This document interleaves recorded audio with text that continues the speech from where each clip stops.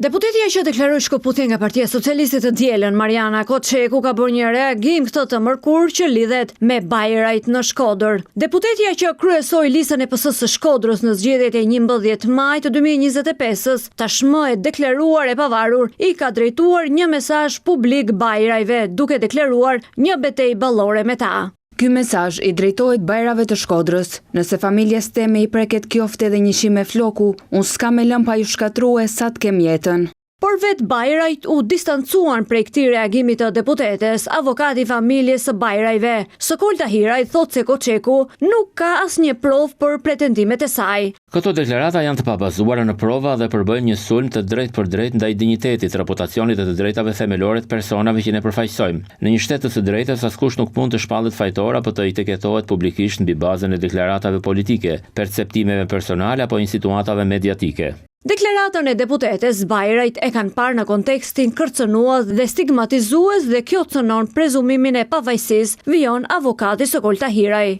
Gjuha e përdorur në reagimin e saj publik nuk kontribuon në debatin demokratik dhe as në informimin e publikut, por krijon një klim tensioni dhe paragjykimi ndaj personave të përmendur, duke synuar dëmtimin e reputacionit të tyre dhe të familjes së tyre. Përfaqësuesi ligjor i Bajrajve paralajmëron se po shqyrtohen të gjitha mjetet ligjore përfshirë kallëzimin penal sipas avokatit për çdo deklaratë që rezulton e pavërtet.